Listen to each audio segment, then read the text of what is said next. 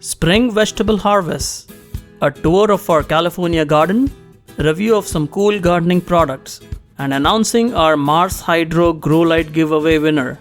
All this and a lot more in today's episode of California Gardening. So let's begin with the harvest we made this month, starting with beets. We were growing beets in several places in our garden. This is on our raised bed, and as you can see, this is the golden beet.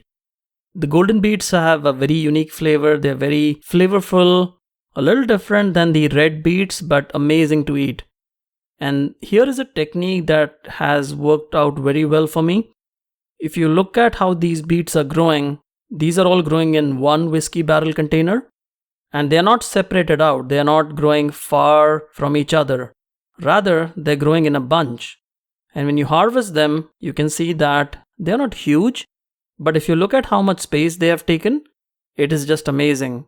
These beets can be grown in very small spaces in this way, and this technique works out very well.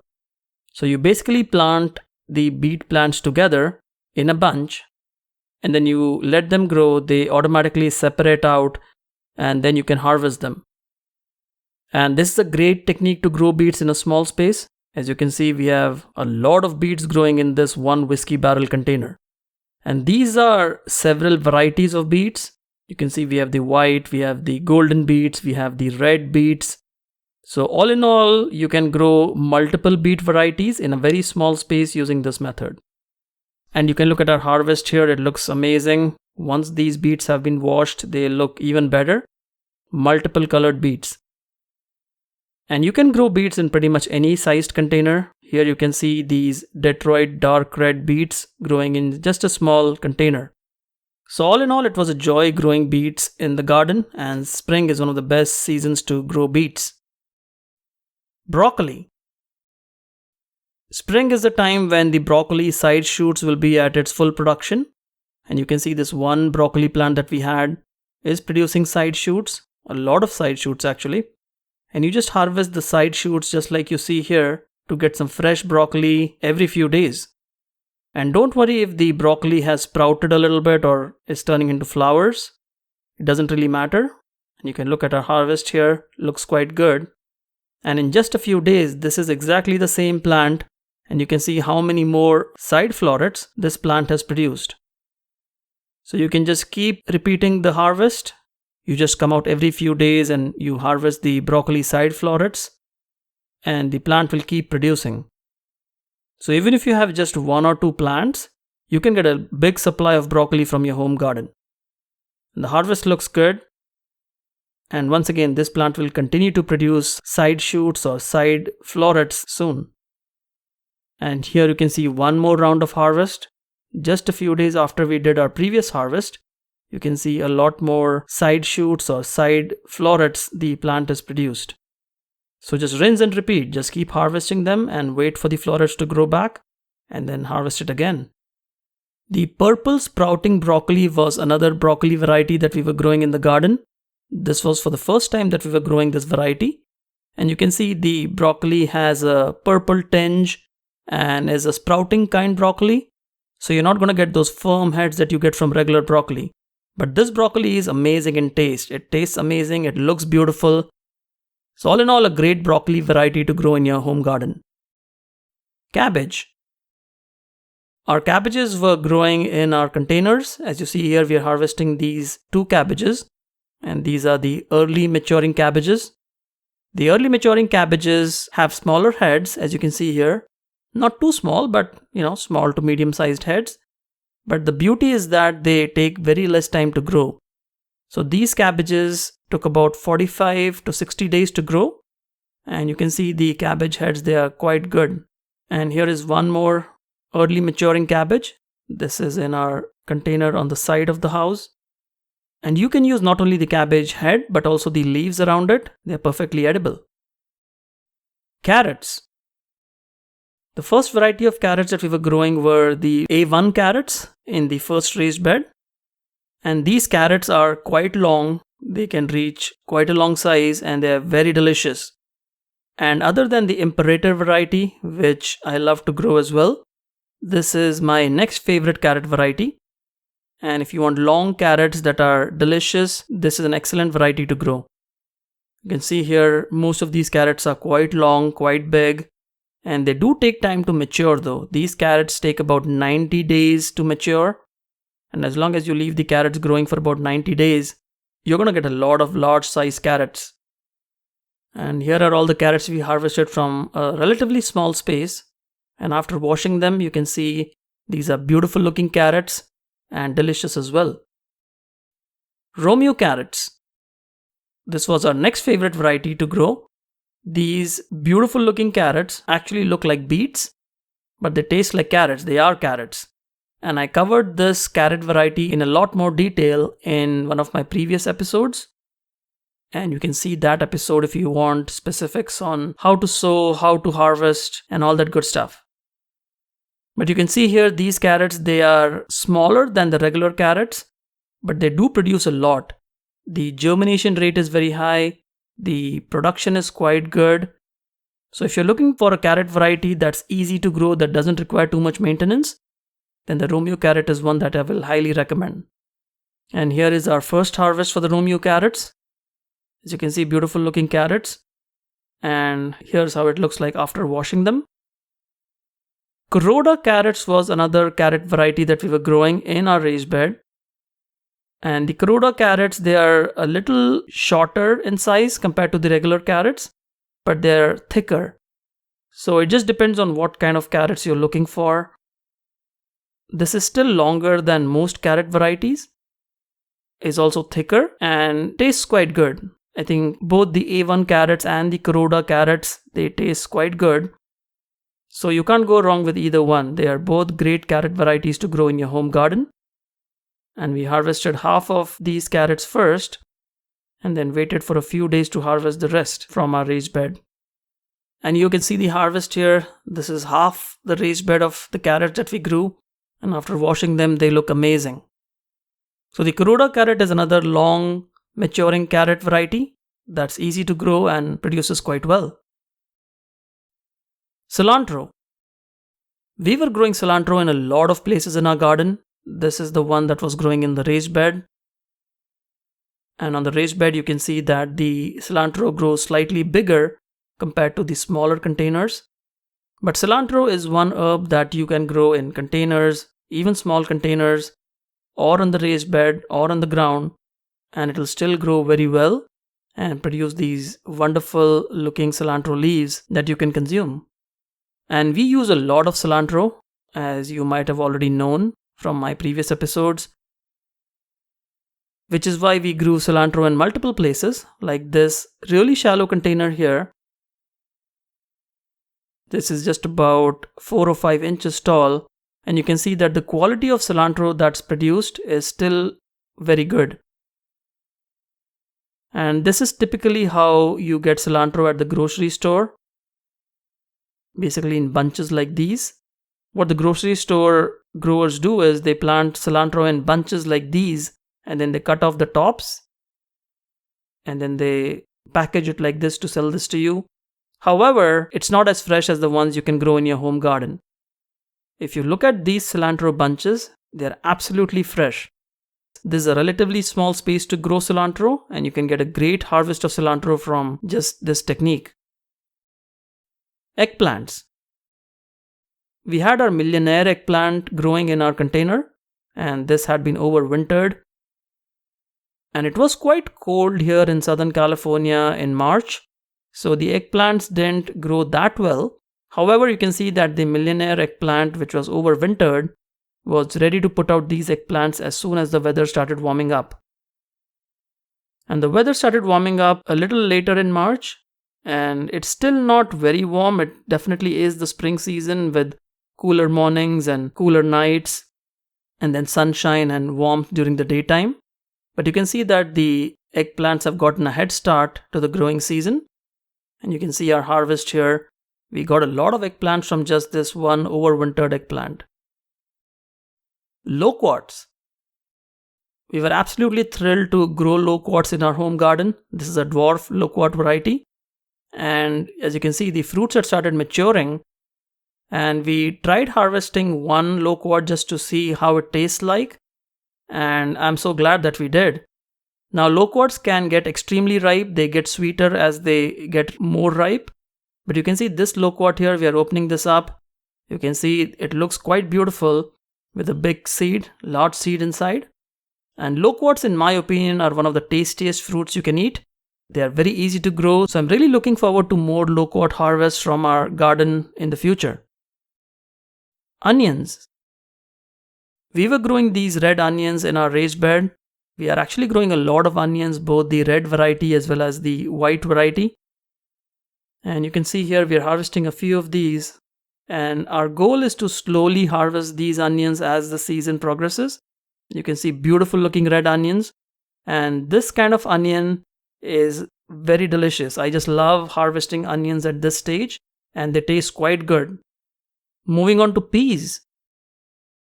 We were growing a lot of peas, shelling type peas, along our raised bed trellis.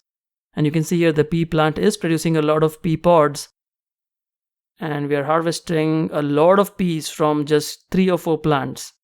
And just like carrots, peas love the spring season. They need a little bit of warmth to produce abundantly, which is why you can see a very good harvest of peas this month. And remember, there are 2 types of peas. There are snap peas and there are shelling type peas. The snap peas are the ones that you just consume whole with the pod.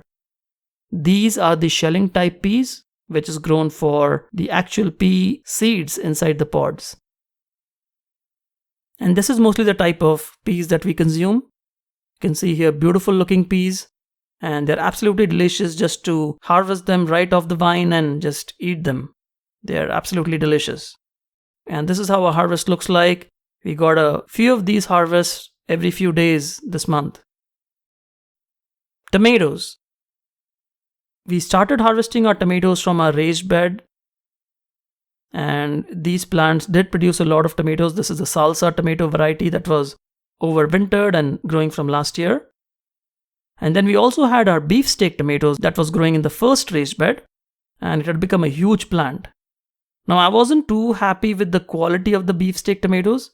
As you can see, they have a little bit of imperfection here and there, but they're still very delicious. It's just that a lot of tomato gets wasted when you try to chop up the tomato. The Oregon Spring tomato was a welcome tomato variety which we grew for the first time this year. And this plant can tolerate cold better than some other varieties, which is why we grew it in the winter season. And we got a few tomatoes from this plant, and they are absolutely gorgeous tomatoes, as you can see here. Beautiful looking tomatoes, very juicy and very nice.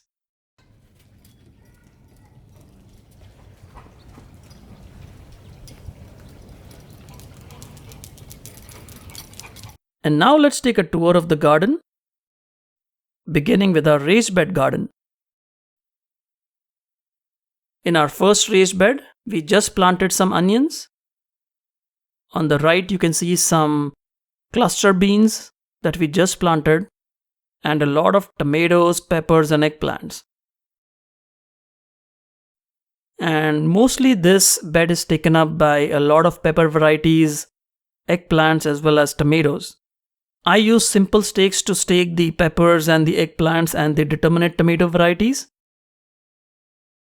On the edges, you can see some California cowpea plants. And on the back, we have some indeterminate tomato varieties that you can see that are growing along the trellis. And these 2 on the front are the determinate tomatoes. And on the back, we have the indeterminate tomato variety, which will grow quite big. Moving on to the second raised bed, we have our first bell pepper, as you can see, being formed. And we have a lot of pea plants, onions on the back, and these are 2 Brussels sprout plants. The Brussels sprouts are now producing quite well. You can see on the sides they have the Brussels sprouts ready, but we won't be harvesting this for quite some time. We have some garlic. This is the elephant garlic, and the scapes are now showing up. And the onions too. The onion has started to produce buds and will start flowering soon. We have our purple sprouting broccoli. There are 2 plants and they're growing quite well. And we did harvest some broccoli from this plant. And on the sides, we have the pea plants again. They are using the trellis to support themselves. And we did end up harvesting a lot of peas this month. And tomatoes, there are 2 tomato varieties that are growing here in this raised bed. Siberia and Oregon spring tomatoes.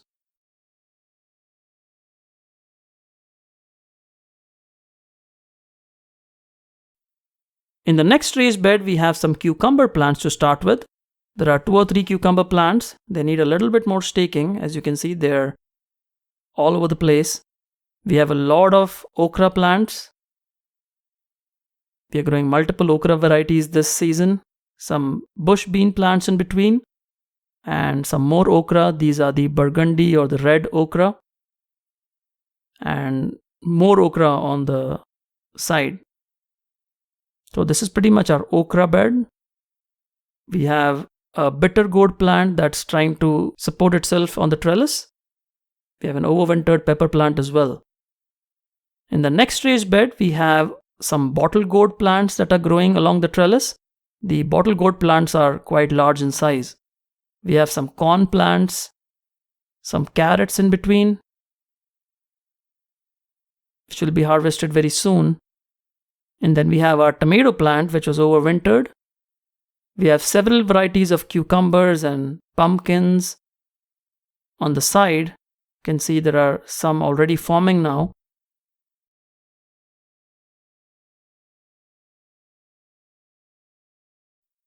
And we have this really huge cabbage that's growing, and it will be ready for harvest very soon.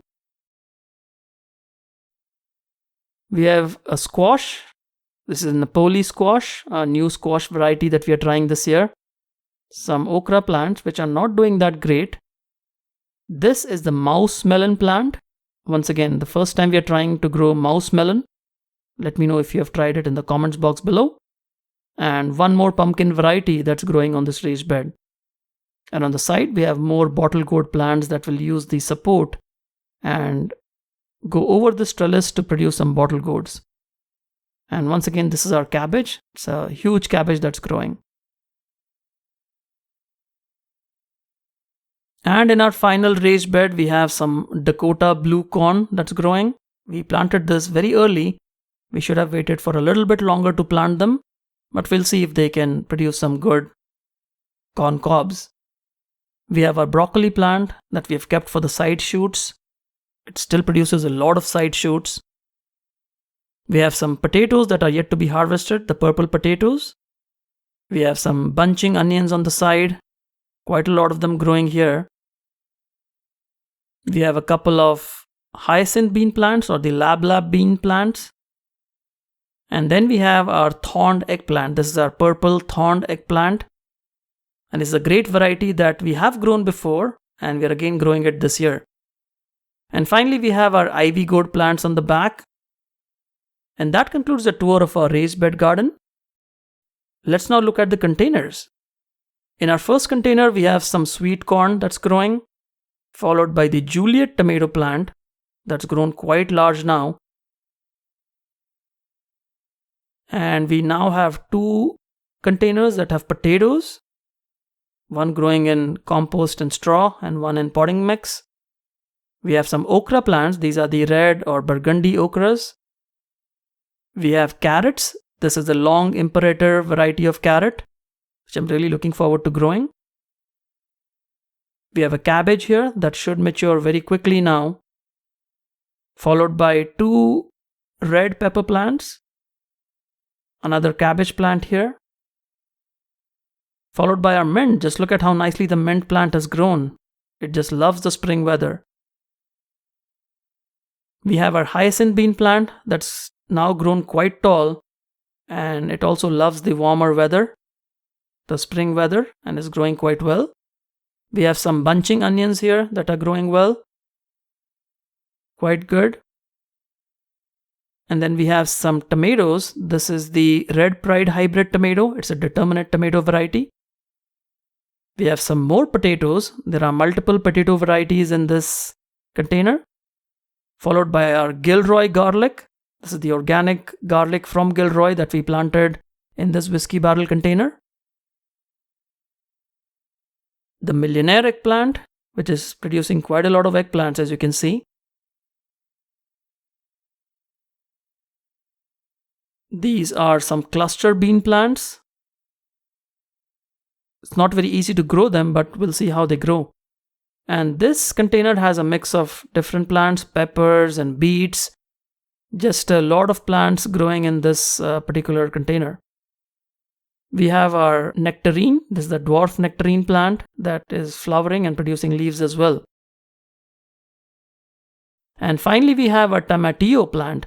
This is the green tomatillo plant. It's producing a lot of tomatillos, as you can see. It's quite loaded with flowers, and there are 3 plants in this one container.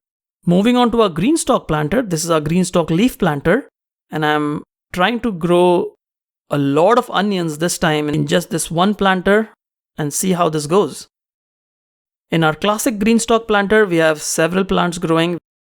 We have peppers, we have eggplants, radishes, a lot of jalapenos, we have cowpeas, some red okras, more jalapenos, and the thorned eggplant, which is already flowering, and I think I may be getting my first eggplant from this green stalk planter. But all in all, a wide variety of plants that are growing in the classic green stalk planter. And here's how you can get your own green stalk planter and also get $10 off your order by using coupon code CAG. And that completes the tour of our container garden. Go get it quickly. Where's the watering can? I need the watering can. Good boy. Good boy. Good boy. Thank you. And now let's look at some cool gardening products. This month we are going to be reviewing the AgroThrive General Purpose and Fruit and Flower Organic Fertilizer. And this is a sponsored review. This product was sent to me by the company. And AgroThrive makes very unique products. The fertilizers that they have pre-digested organic nutrients that are readily available to your plants when you apply this fertilizer.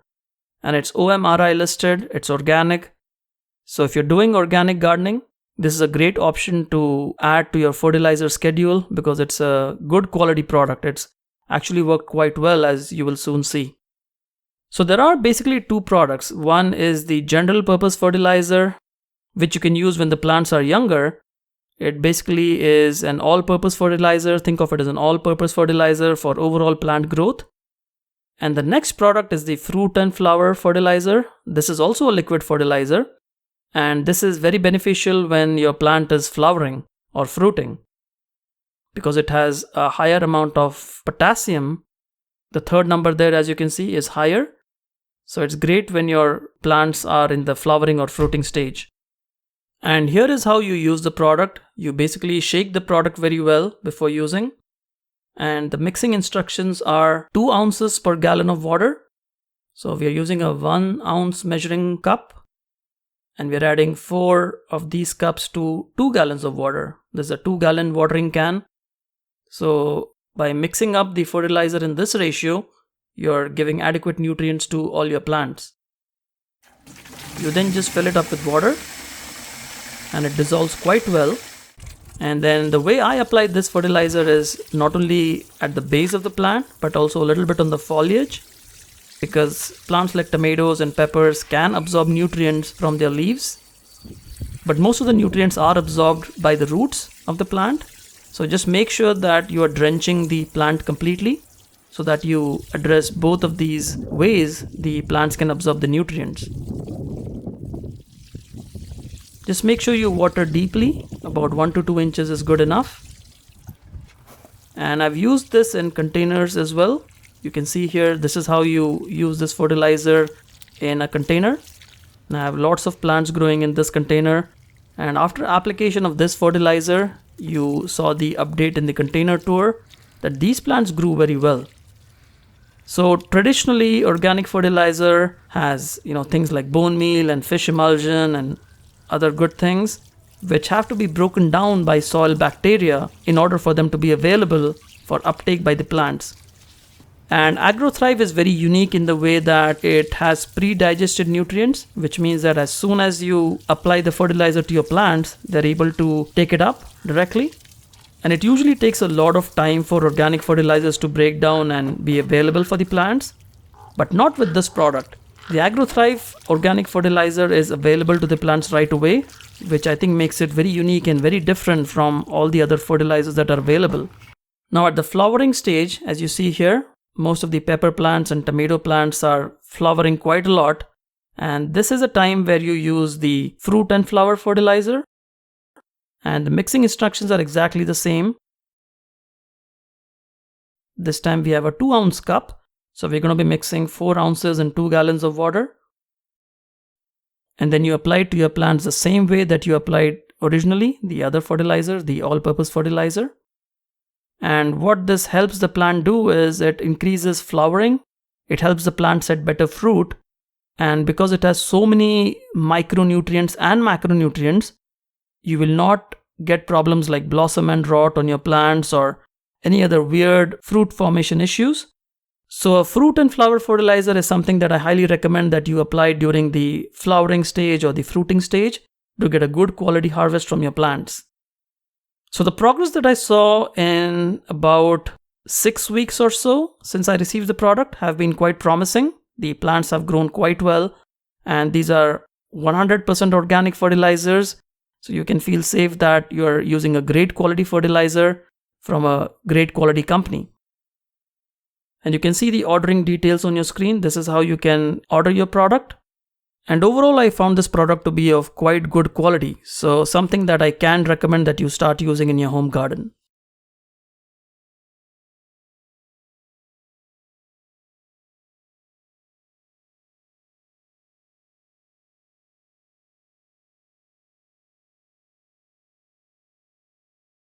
And now for our Mars Hydro Grow Light giveaway winner. The Mars Hydro TS1000 Grow Light has been working very well for me. I've grown a lot of plants indoors using this grow light, and I'm quite happy with its performance. We chose one winner, and you can see the winner on our screen, our top fan from Facebook. Congratulations, Deepak, and we'll be in touch with you to get your gift over to you. Make sure you subscribe to our channel for all future giveaways so that you don't miss any one of them.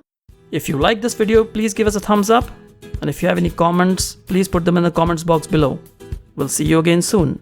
Happy gardening.